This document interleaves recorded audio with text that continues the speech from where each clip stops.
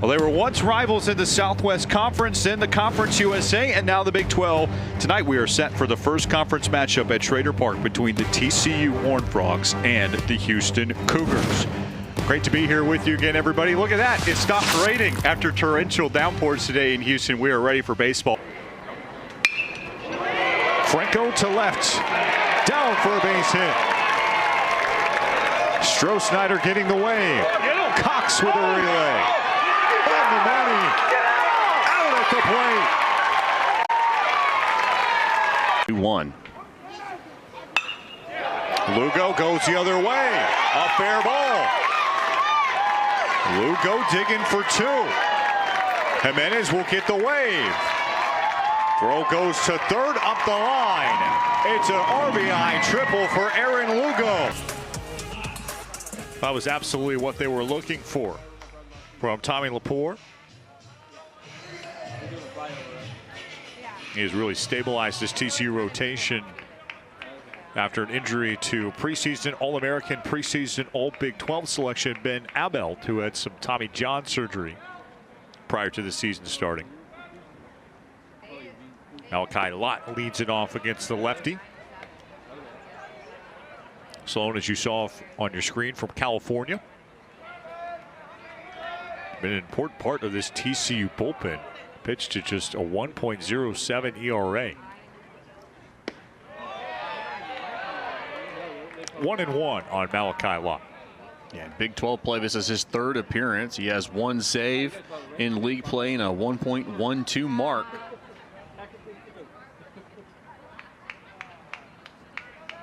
Opponents batting just .083 against him in Big 12 action. Played at Wood Creek High School in Roseville, California. Actually had a chance to email with his high school head coach earlier this week, Lucas Kahn, and he said one of the things that he remembered most about Braden was his 5-inning no-hitter when he had 13 Ks in a game against River Valley. This guy has incredible stuff, and you can see why as he sneaks one past Lott at 74.3 miles an hour.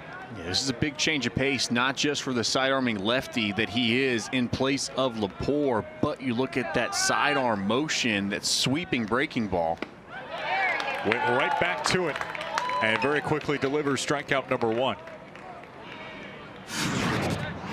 Yeah, take one more look at this pitch. It is a breaking ball, but he sets up, and with the arm action coming from about 2 o'clock, if you're looking at the hours of a clock coming home, that good arc motion, having it breaking down and to the right away from Malachi Lott to get the first out. Punch out number one for Braden Sloan.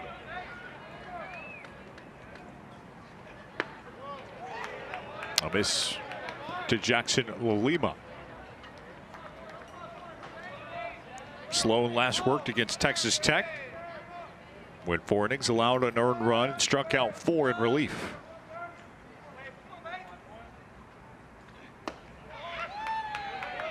One ball, one strike on Houston's second baseman. Struck out and lined out his first 2 plate appearances.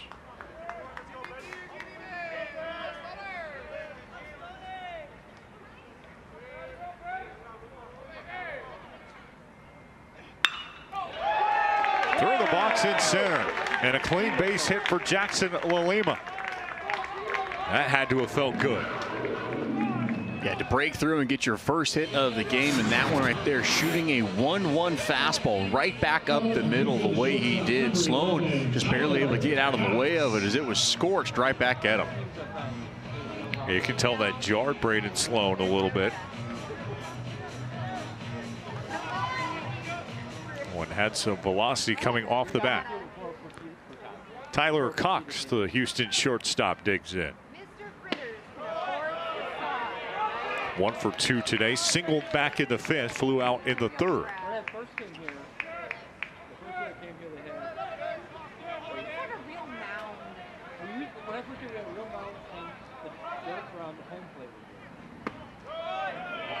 I was talking more about Braden Sloan and his high school coach, Lucas Kahn. He said really as a senior, he developed some great leadership and character traits. Said his stats tell you a story, but his character tells the whole story.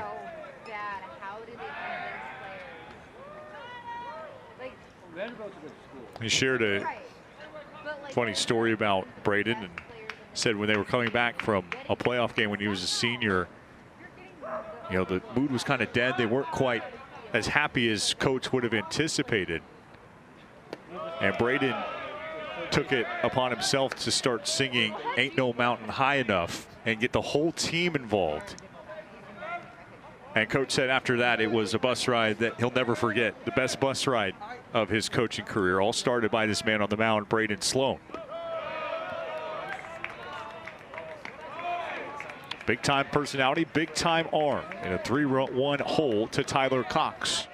Yeah, that's fantastic. Obviously, this is someone that's climbing the mountain during his time at TCU too. When you look at his ERA on the season, 1.07, it would leave the Big 12 and rank 8 nationally if he qualified by innings. 3-2 on Houston shortstop. Tyler Cox was fantastic on Tuesday in the win over Stephen F. Austin, 3 for 4 with 4 runs driven in.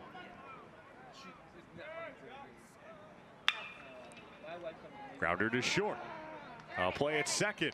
I'll play at first, not in time. And Houston will keep the inning alive. Tyler Cox will reach at first base. Let's check in with Austin one more time. Well, another thing that TCU likes to do on the bus is a lot of the guys play Mafia, and according to everyone on the team, Braden Sloan is the best at it. They say he cannot be trusted. He has a great poker face, and it might be even better than his changeup. That is some A1 reporting there by Austin Ivan. And if he's got the poker face, that's what you love. That means he's staying poised, he's staying composed, and this is someone right here that's being very composed here in this relief effort as we see Kobe DeJesus coming in as a pinch hitter for the Cougars. Former starting shortstop last year for the Cougars. Going up against the Mafia Maniac, we'll call him, Braden Sloan.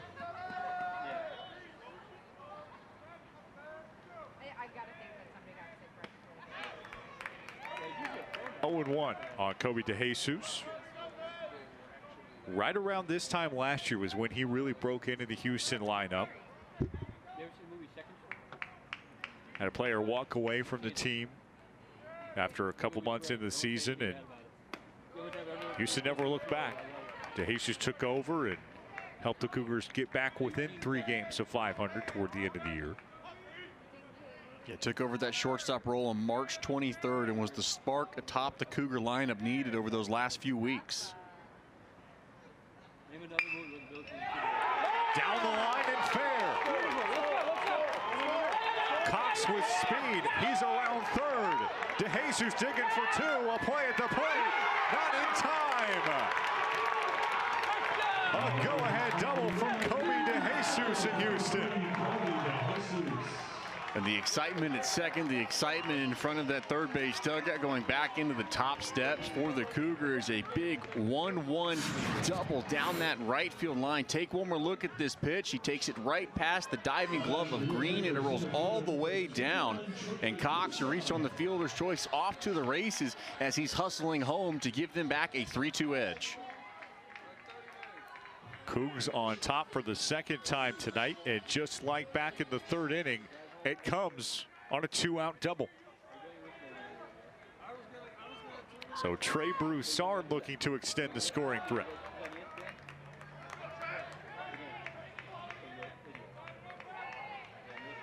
Broussard walked back in the 3rd inning. That's his only time reaching base this evening.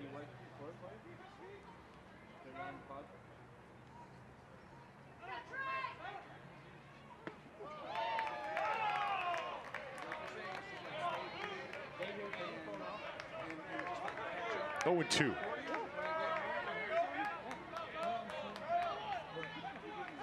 DeJesus has not attempted to steal a base this year. Until now. Won't matter anyway. A drop third strike and a tag applied.